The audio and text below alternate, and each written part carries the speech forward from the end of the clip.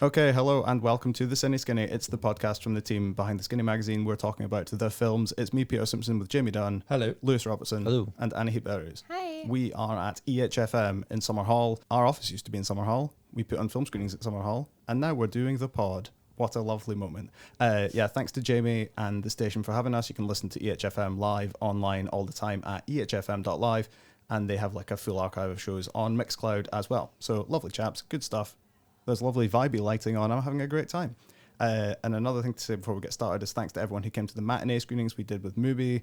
We have another couple of Mubi screenings coming up. Medusa Deluxe on the 6th and 7th of June. Good Lord. In Glasgow and Edinburgh. This is the second time I've recorded this intro. It's better than it was, but it's still not great. Jamie, please help. What have you been watching? Well, I have been watching Mubi. Not because we're in any way forced to, but I just enjoy the platform. And they actually sounds like something that someone who was forced to would say. What can I say? I just love the content. Well, they have a really cool retrospective right now of Christophe Honor, who's this really good French filmmaker. He's a household name in France. He's at Cannes every year, but he just hasn't broken through in the UK, I don't think. No. What's happened? Have you lost it again? Yeah, Lewis oh my did God. something. Sorry, Jamie, start again. I promise I won't interrupt Jamie, this I time. can't listen to this for a third time. This bad banter again. Christophe Honor, never really broken through in England or English language countries. Very big in France, always big at Cannes. He's got a season on Mubi. You watched a particularly good film with Boy in the title. Take it from there. I watched his new film called Winter Boy, which is very good. It's a kind of come-of-age film in the way that the French do come-of-age films. So it's very moody, very sexy. There's a lot of smoking. There's a lot of walking around museums and talking about art and literature. So it follows this kid who he's 17. His dad has just died in this kind of car accident, and it kind of sends him into a spiral. He lives in this little village with his mum, Juliette Binoche, who's just amazing as usual. And he sort of like has to escape. He goes to Paris where his brother lives, and he just goes in this kind of journey of, hookups and moodiness. He's walking around town not knowing what's going on in his life, but it's just got such a great vibe. It's like a kind of real kind of wintry film. It's shot in 16mm, and Paris looks amazing in winter. And it reminds me of films like The Ice Storm and Ordinary People, and it's just got a kind of really kind of sad existential kind of French vibe, which is my cup of tea. So if that sounds like your cup of tea, Winter Boy. It's on Mubi. It's on Mubi. It's ideal for the summer we're about to have. And also we will be back with French films in a bit. Lewis, do you have anything for me? I've not been watching a lot, but one hungover Sunday afternoon, I did binge Defunctland, which, for people who don't know, that's a web series of like video essays that explore weird amusement parks or amusement park attractions that like got shut down or have weird histories. Stuff like the Garfield Tunnel of Love. But like the channel creator, Kevin Perger, has some feature-length documentaries on the channel. There's one that's an hour-and-a-half long video essay explaining the history and economics of Disneyland's Fast Pass system. And it's like, I'm not a Disneyland person. I don't think I've ever like even used Fast Pass, but he's just so funny and charming and breaks down information in such palatable ways. So yeah, I mean, he has one that's like a deep dive into the mystery of who wrote the Disney Channel theme music, which again, a channel that I didn't watch growing up, but it's like he just puts so much effort into it. It's like really cinematically developed. It's like, I think of all the YouTube videos I can think of, it's probably the one that's like the strongest case for YouTube as a film. And that's kind of what it is. It's like by looking at this composer whose work might be overlooked because it's a jingle for a kids' TV channel, he's actually talking about how sometimes like he feels his work is overlooked because he uploads it to the internet. He's a content creator rather than a filmmaker. So really interesting. If you've not checked out Defunctland, really entertaining, really funny, really good for hangovers. Excellent. Anahit, you got anything? I went to a screening of The Mark of Zorro, like the silent film one, at like this community centre in Corstorphine with my mother. And everyone there was so old and so white, and I thought we might be hate crimed, but actually it was fine. But it was really cute because they like did a kind of, they projected it onto the wall, and then they had the organ from the old Astoria cinema that used to be a cinema in Corstorphine and is now in Iceland. They had the organ from there, and then there was this organist that was like doing like a live kind of score to the silent film. It was very cute. It was very like nice little like mother-daughter time. And like it was a very charming film. Fun fact, the 1997 Zorro was like my sexual awakening. So I have like a really... You mentioned I this. think that's the third or fourth time you've brought that up. Is it just as sexy in the silent film era?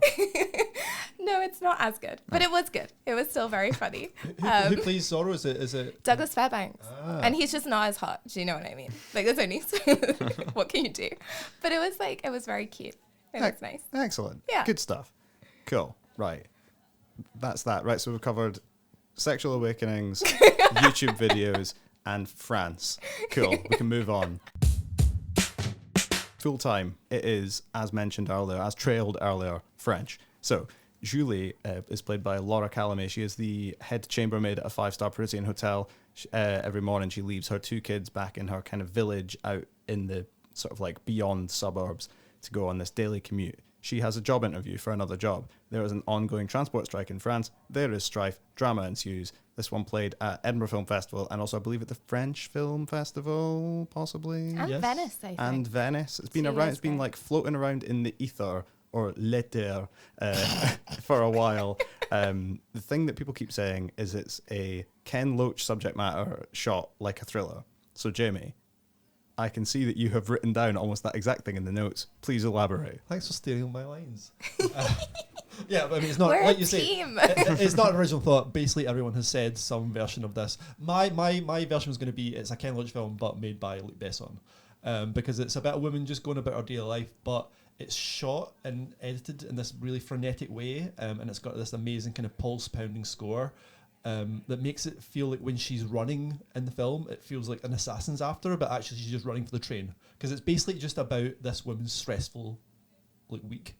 So yes, it's like, and that's what makes it stressful, is because it's familiar. You know, like the thing is when you watch a James Bond film, you know, when he's like defusing a bomb in Goldfinger, or Tom Cruise is jumping out of a plane in Mission Impossible, there's a kind of, you know, it's tense, but you know they're going to be fine.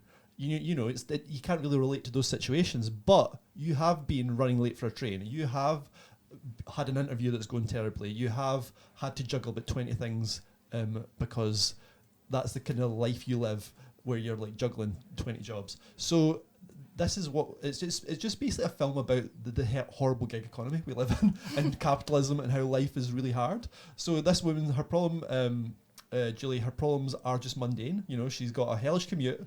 There's a transit strike. She has an elderly neighbour who is getting really pissed off because she keeps dumping her kids with her. She's got a massive job interview coming up. And you can just identify with these struggles. You know, these are familiar things, and it's just shot and made to feel like a thriller, and it really grips you from the off. You know, so it's a thriller, but the villain of the piece is capitalism and our kind of hellish daily life. So yeah, I had a lot of fun with this. I feel like it's a film that felt to me anyway, quite deliberately like non-didactic. She doesn't suddenly have this like epiphany and then develop class consciousness and then like unionize the chambermaids and then burn down the hotel. But she is very clearly overwhelmed by the society and the structures to the point where it doesn't seem like there's anything that can really be done. I have written down that fans of visual metaphor may giggle a bit at the kind of penultimate or like final scene. It's a massive spoiler to say what it is, but there is a asterisk visual metaphor, which is very well employed. It is well employed, but you might have a little chuckle at it. But yeah, the politics of it, Anahit, is something that like people have kind of talked about in various different ways. It's quite an interesting way that it presents this kind of like the strike as being in the background, but in a way that it would be portrayed differently in a different film. Yeah, I think, the politics of it is really interesting. Like you say, it's not didactic, and I know, Jamie, you kind of thought that it doesn't quite like tie in her struggles with the struggles of the people on strike, which I think is true. Like it doesn't do that in an explicit way. But I don't think it's ever a film where the striking workers are the villains. Like capitalism is definitely the villain, like you say. And I actually thought it was really interesting the way that it kind of contextualizes it within like a broader kind of like hellscape of labor. There was this one shot particularly where she's either hitched a ride with someone or she's on like one of the only fucking trains that's working or something, and she's in like deep shit. Like her job is like going like, you know, it's people are mad at her, she might be fired, she has an interview, she can't get anywhere, blah blah blah. And she like looks out to kind of the distant city, and there's these like plumes of like smoke that are rising, which I presume is because the French keep burning cars, which like fucking good for them. And it almost reminded me of something that you would see in like Athena that came out last year, or like do you know what I mean? Like it felt very like this is a hellscape that this woman is living in, and these strikes and her struggle are the same struggle. And it was like a very kind of brief visual metaphor. And the film definitely doesn't like tie it in explicitly, but it did feel like it was kind of putting it all within a broader context, which I thought was really interesting. I also thought she was great. There was obviously a lot to be said about her performance, which was just like really fucking good. But I was just really struck by like her passivity. Like there'd be these scenes where like someone would be calling her about the interview, or someone would be calling her about the job, and you could just see that she's like passive. Like she has nothing to say apart from, okay, amazing, super, yeah, that sounds good, okay, yes, I'll be there, blah, blah, blah. And she just is having like people and these bosses like acting on her. And that really is like, to a certain extent, what capitalism is, right? Like it deprives you of agency. It's also her kids as well, because like she's going to these elaborate efforts to like throw a kids party, and it's like, come on, if you're that busy, just forget about the kids party. Who cares about the bloody bouncy castle? It very much like encourages you to sort of get in the boat of that very dehumanizing aspect of capitalism, where her children are less than characters and more just obstacles that she has to get over. Like hers is really the only performance, and like you say, it's very like singular. It's very, you know, it sort of really lacks autonomy. We're not seeing confrontations with police in the middle of riots or whatever. This is from the perspective of someone who can't even afford to fight for their rights, because the whole point of the film is that time is a currency. So, you know, her performance is the one that makes it feel like an action film. She's in the middle of this battle to just get to the train doors before they close, and doesn't even have a chance to, you know, characterize out of that. But even worse than those moments when you're like on the edge of your seat hoping she'll make it, are the moments when there's no transport available whatsoever, and you're just stuck with her for like this aching second, where you see her just like doing this 1,000-yard stare, this one particular shot where she must be doing like a million calculations in her head at once, trying to work out just what to do next and where to go. It's really impressive. It's a hard thing to pull off, creating a world where there's this barrier to empathizing with others because nobody's coming to help us. But the lead performance, Laura Calamy, I think it is. Laura Calamy. Excuse me. Sorry to be annoying. But yeah, it's incredible. It's very much like, this is an amazing film. Capitalism is a nightmare that we're never going to wake up from. It's an amazing film. I love it. Yeah, it's one of those films where the camera never leaves her side. It's one of the, you know, it's like she's in every single scene, but she's like driving the film. Like the camera just does not leave her shoulders. But also about her kids, like part of that is like part of the. It's an interesting one because she never kind of quite clicks. Why am I doing this? There's never a moment where she thinks, what is the point of this? Because she does the things where like she's living in this village because she wants her kids to have a better life, but then she spends no time with her kids because she has to do this.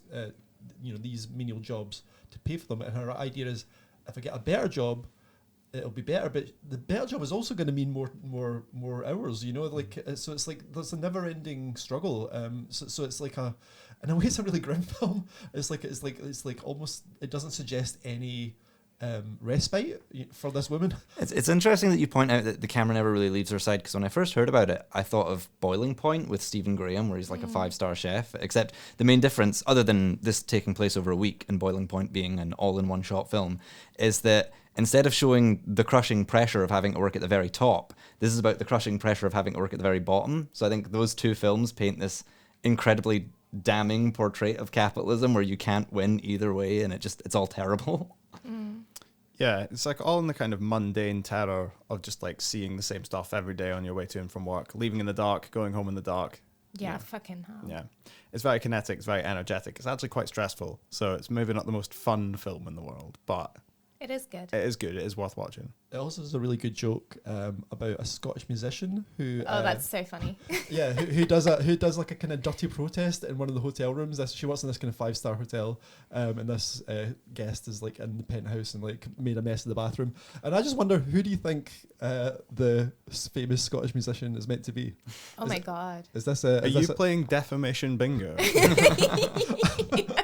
I mean, it seems very specific to say a Scottish rock star. So I was just wondering. I didn't think it was specific to the rock star. I thought it was specific to Scotland.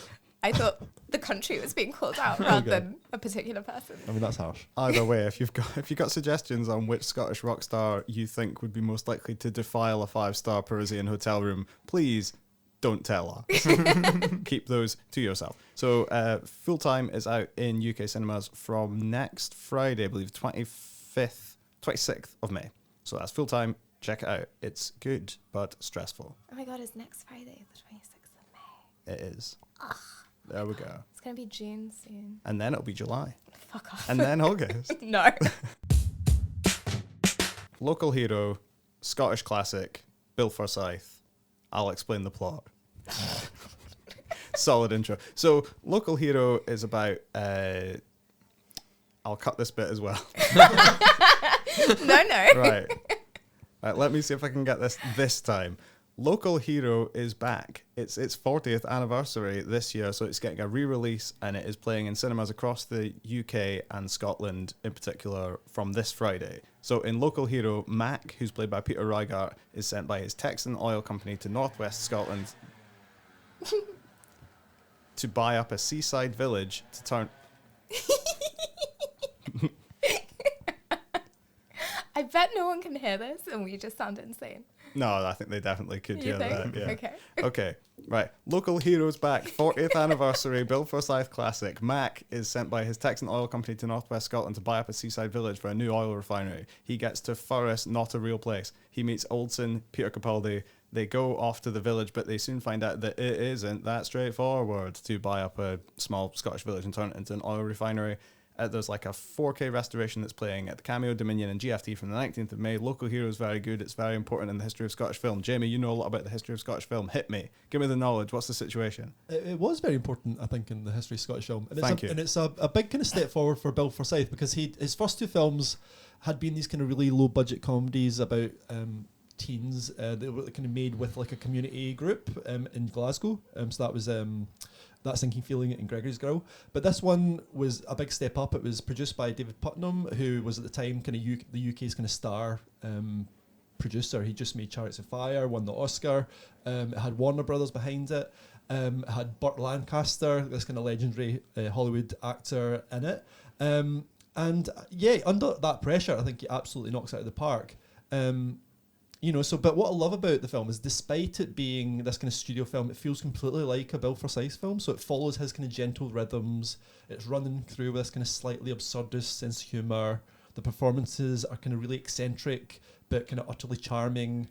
And it's just got this kind of really bittersweet kind of flavour that is really unique to Forsyth, I think. And I think makes him one of the really great UK filmmakers. So it's a kind of bait and switch movie, because it set up this expectation of this kind of familiar setup of this city slicker capitalist who's going to come to town and he's going to swindle these kind of country bumpkins out of their homeland. And of course the cliche would be that the townspeople don't want this to happen. They want to save their homes. They're going to stop this buyout. But it turns out the villagers are even more avaristic than the oil company. That's the kind of big joke in the film, is like they're very happy to sell up. They want to make tons of cash. They want to sell up and go to Edinburgh or whatever. So they're trying to convince Mac how happy they are because they want to make a ton of cash. They want to kind of get more money out of them. But Mac ends up loving the place. So that's the kind of second bait and switch. So it's a film that kind of just upends expectations.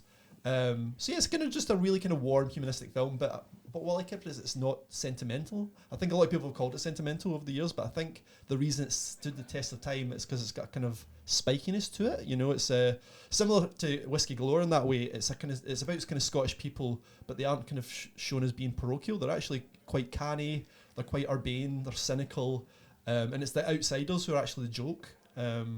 Yeah, but it's got a warm heart, you know. But it's kind of got bleak undertones as well. Like I think, it's a 40-year-old film. Maybe we could say that Mac doesn't get everything he wants. You know, he is a hero, but doesn't have a hero journey in the film. He ends the film, kind of back in his soulless penthouse in Texas with a few seashells from his time in this beautiful village. Yeah, so it's an interesting film that people remember as being really heartwarming and sweet, but actually it's got quite a sad, slightly ambiguous ending, I think. I think that the reason that it's remembered like that, and why we generally regard it as quite a heartwarming film, when in fact sometimes you realize it's not, is because the company is just so good. The company of the film, like the characters are so weird and specific, and they're definitely not tropes or archetypes. You've got Mac, who's not even really Scottish and sort of doesn't really wants to be doing this entire thing over the phone, and his like boss is Burt Lancaster, who is hiring this therapist to just come in and insult him to his face.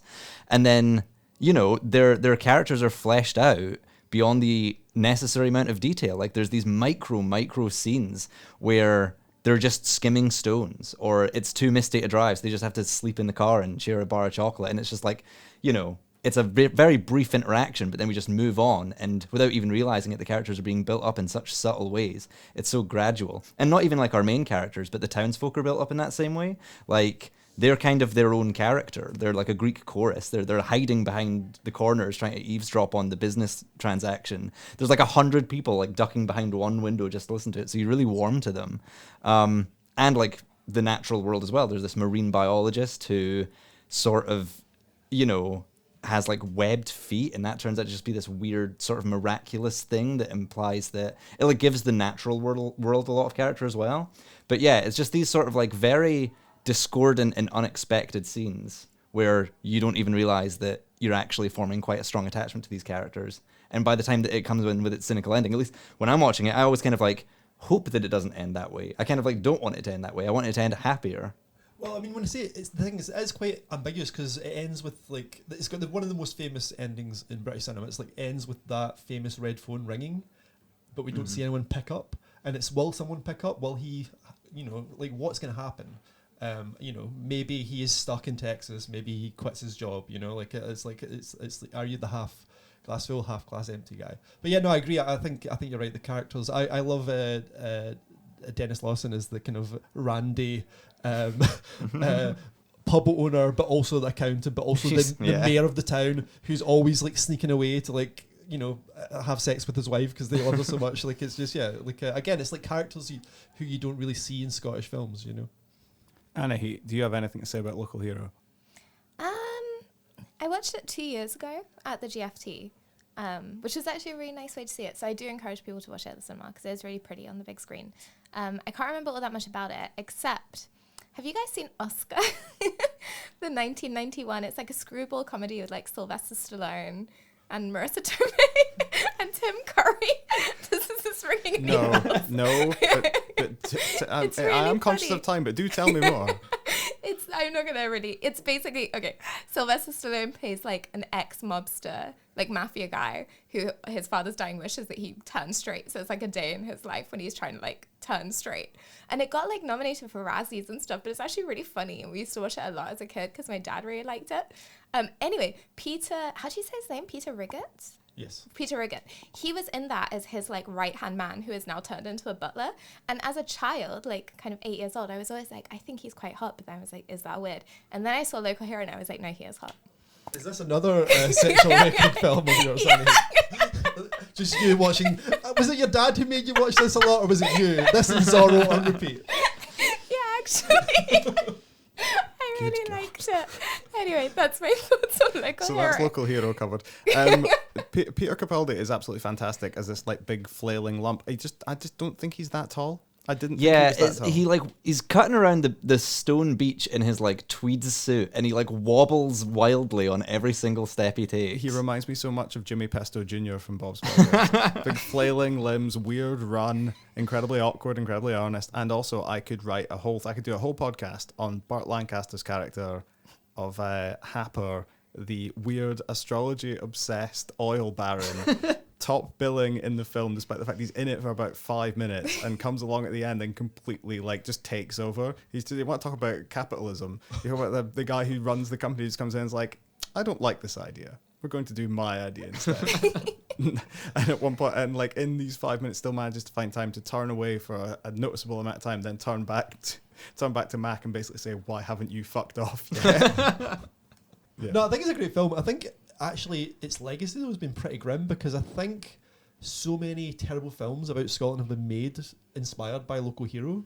One that comes to mind is that terrible Netflix Christmas film, A Castle for Christmas. You know, that there's so many films about like Americans coming to Scotland and sort of like falling in love with it. There's also that terrible film Scottish Muscle as well, which is also a similar vibe. It's set in a kind of Scottish village. So great film, but inspired really bad films, I think. Great film, but a lot to answer for. So, Local Hero is, like I say, back in cinemas from Friday. GFT, Dominion, and Cameo have it, and it'll be doing the rounds for a while after that. So that is Local Hero, a banger.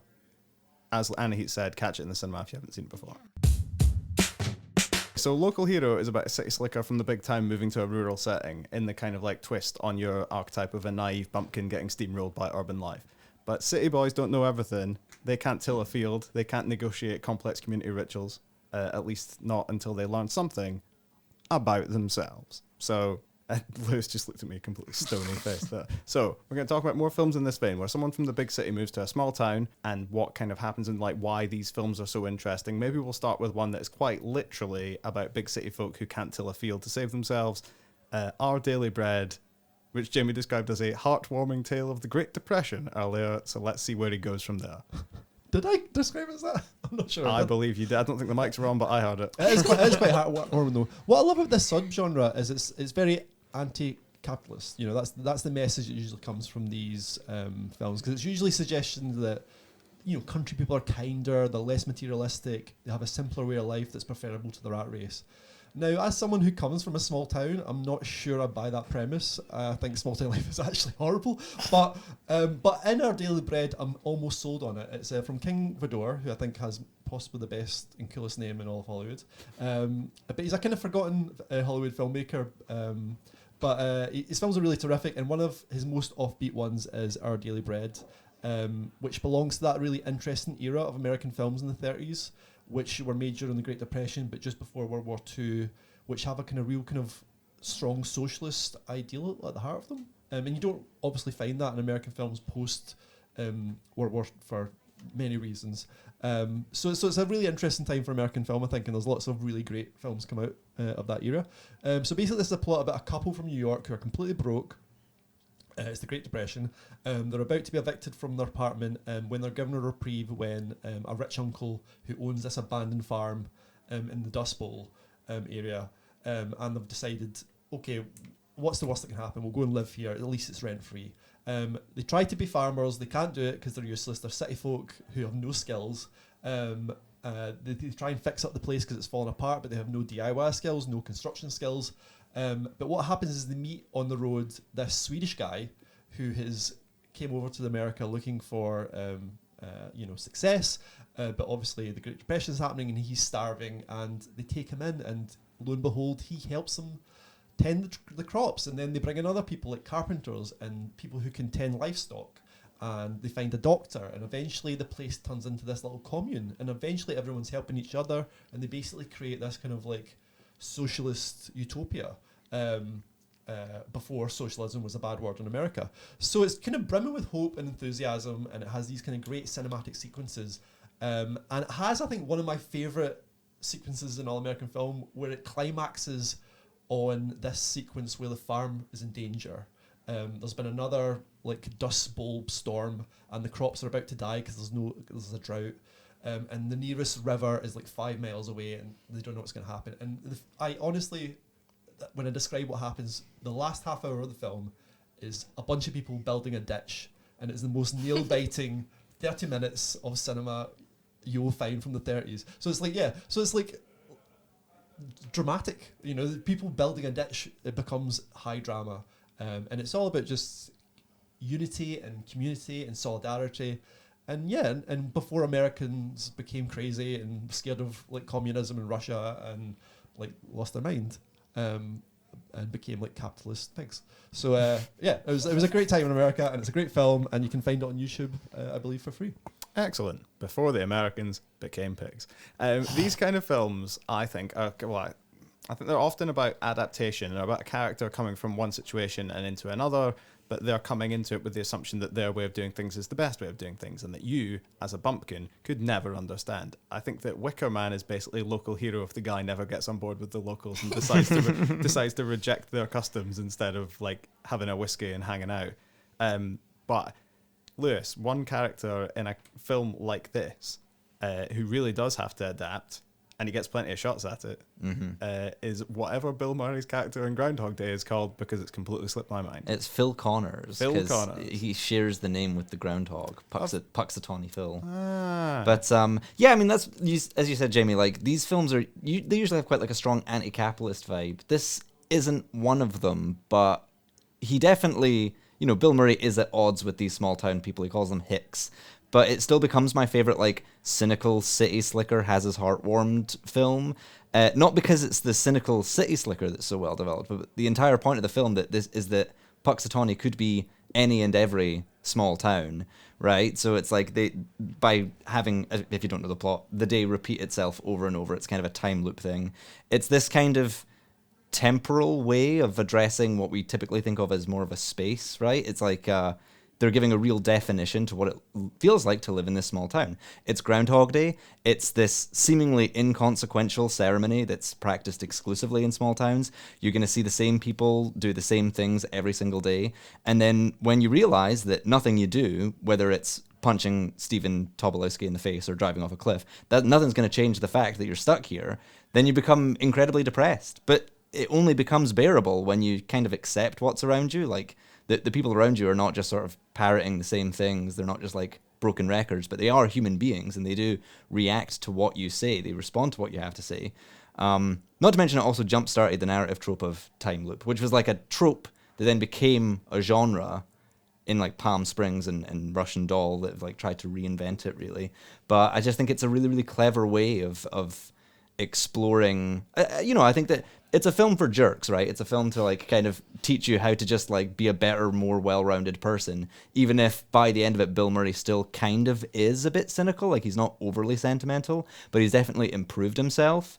And I think that's why the screenwriters say they still get letters from like religious leaders and philosophers and psychologists about the sort of hidden spirituality of this film. And it's because people who live in small towns, like you say, Jamie, I came from a small town, and I'm not a small town fan, but it kind of well captures the methods that you have to employ to deal with it, and just sort of like open your heart to the people around you and not just think that everyone around you is a hick.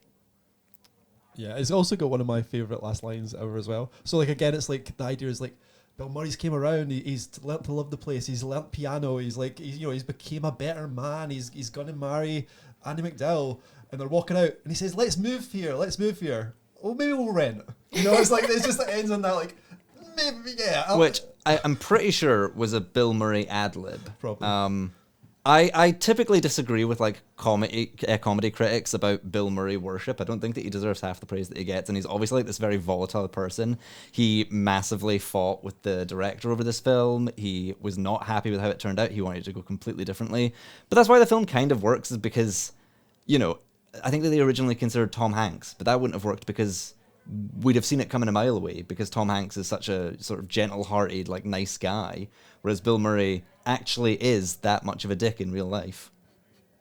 These kind of films are often films about disturbance as well, about like something or someone coming into a situation and sort of like upsetting the apple cart. And they work in these kind of small town ways because they are communities that were small enough to hold themselves in stasis before, but now they aren't. So like Blue Velvet, Waiting for Guffman, the Christopher Guest one, it's like about an amateur dramatic society, but they sort of get two goes at it, because they get this guy who moves from like the big city, who's their like flamboyant dance and singing instructor, and then they hear that a Broadway like casting agent is going to come and see their play, so then they all start freaking out. Fargo is another example where it's like small town to even smaller town, when William H. Macy goes up the road to try and get some people to kidnap his wife, and it goes about as well as you would expect. And then like the smallest small town cop, the 1C, who was not B, Frances McDormand, pregnant as all shit, turns up and just is spewing at the side of the road with morning sickness, but also catching baddies. But sometimes the thing that sometimes the disturbing sound you can hear in the distance is the sound of romance. As it is. Jesus. That was written down. You had fair warning. Was it? Anahit, you wanted to talk about Runaway Bride. Yeah, I There you go. fucking love Runaway Bride so much. It is like one of my comfort films. So it is a 90s romantic comedy starring Julia Roberts and Richard Gere, which I think was capitalizing on the success of Pretty Woman by putting them together again. But I just think the vibes are better. Whoa, someone dropped something. Okay, well, whatever. I think the vibes are better. Like, it's just, the stakes are much lower. It's just, like, a lot cozier. Everyone's having a better time. It's basically about, like, a big city reporter who works for, like, I don't know, the fucking New York Times or something. And he has a column, and one day a drunk guy in a bar tells him about a woman who keeps, like, leaving marriages. Like, she's run away from, like, 3 kind of left guys at the altar. And he writes about it, and it's Julia Roberts, and then she gets pissed, gets him fired, and he decides to go to her small town to, like, reveal the truth, and that'll get his job back. And obviously they fall in love. It is absolutely fucking deranged in the way that the best romantic comedies are. I do actually think political correctness has gone too far, because, like, you have to have a toxic dynamic in a romantic comedy. Modern romantic comedies where it's like everyone's communicating just don't work, because actually everyone needs to be, like, awful to each other. You need to be like, you people should not be talking. Yeah, Yeah. Did you read that interview with Hannah Gadsby? No. Was she saying, I don't like romantic comedies because if they just talk to each other, they'd work it out. That's the whole point. Yeah, that's the whole point. It's like, they're meant to not talk. They're meant to be stupid, dumb bitches. I'd have to say, this war film would be better if everyone just got along. Yeah, exactly. And it just, really follows in the tradition of the best. Like, Only You is another one of my favorite 90s rom-coms, where it's like, these people are not well. Like, they shouldn't be talking to each other. And that's what makes it so good. It's also a really great depiction of journalism in the 1990s, and that this man has a salary. He is just writing a column, and he has a salary. And, you know, as a room full of journalists, I think we could actively laugh What's at that. a salary? What is a salary? I mean, to be fair, we are Is also salaried. Yeah. But it's not the same. Is Richard Gere basically gender-swapped Carrie Bradshaw? Yes, it is exactly that. Right, now I'm on board. Where he just writes things, and you're like, why are you making a living from this? But it's so funny because, like, his editor is, like, his ex-wife, who is now married to Hector Elizondo, who is his best friend. It's all just, like, silly and fun. But I think it, like you're saying, kind of that idea of romance as disruption, it does kind of also contain the core of this trope, which I think is very often, like, cynicism versus, like, idealism or optimism, or, like, kind of this romanticism. Like, this kind of idea that the world has nothing to offer. Like, this man is so jaded. He has been so, he's the most divorced man on the planet. And then he, like, comes to this town, he falls in love with this girl in, like, 6 days.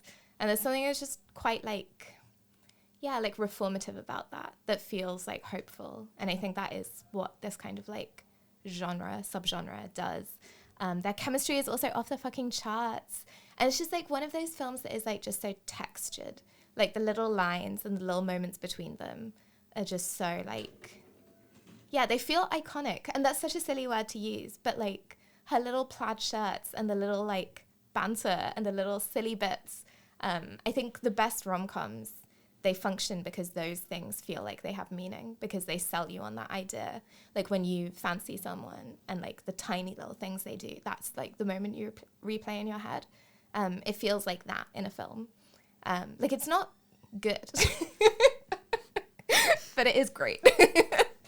And I love it so much. So we've got ditch digging, a very rude man, and a film which is not good. I actually genuinely think it is good, Okay. but people hate it. I think it's really charming. Like, it's very, like, the platonic ideal of romantic comedy, in that it's safe, but it does what it does, I think, so well. Actually, no, for the first hour, no, it's actually quite long. The first 2/3 of it are perfect, and then the last third is a bit like, okay, come on. And that's actually what stops it being, like, great. But it is, until then. I just really like it. Have you guys seen it? I actually haven't. Oh, it's so nice. It's nice. I mean, I do love Julia Roberts. Yeah. She's like to me, she's the queen of Yeah. rom-coms. It's better than Pretty Woman in that I actually think it's less problematic, and it's laughing at itself more, I think, than Pretty Woman does. Like, the power dynamic in Pretty Woman sometimes does feel quite grim, whereas this, it's like, why are you two considering getting married after like 3 days? Like, why? What are you? What is happening? This here? is foolishness. Yeah, Stop it. Exactly. Stop it, Harry Bradshaw. Is it as great as My Best Friend's Wedding though?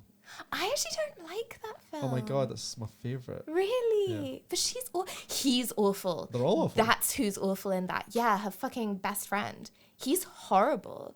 Like, he's in love with her, and then like fucking dragging Cameron Diaz. Oh my god, I hate that man. I hate that man. There's a lot of people don't come off particularly well in My Best Friend's Wedding. No. But that's city on city violence. Yeah, that is. That's not what we're here to discuss. So anyway, I'll do an outro, then we can be finished. Because You mean this is an we're still outro? on. Okay, so that was a good episode. I think that went well, despite my minor stresses at not knowing how any of the equipment works. So thank you, Jamie. Thank you, Peter. Thank you, Lewis. Thank you. Thank you, Anahit. Thank you. I thought you were saying thank you to the other Jamie. Oh, right. Okay, how are we going to fix this? You need to call us Jamie 1 and Jamie 2. Okay, thank you, Jamie 2. What am I Jamie Yes. two? I'm the original Jamie. You set me up But for that one. if we lose Jamie 1, then can you fix up the sound hardware? No. I've no clue what's You going really on. set me up for that one. I'm so sorry. Oh, I feel really bad now. Oh, what do you know? It's past. Okay, so thank you, Jamie. Done. Thank you, Peter. Thank you, Lewis. Thank you. Thanks, Anahit. Thank you. We will be back in 3 weeks, actually, because we have got a kind of weird production schedule fallow week situation. So the next one will be in 3 weeks, which means that this is actually the last warning you'll get about Medusa Deluxe. Summer Hall and CCA, 6th and 7th of June. Free tickets at theskinny.co.uk/tickets. And yep, we are done. You can get us on socials. We are finished. Okay, Bye, everybody. bye. Bye. Bye.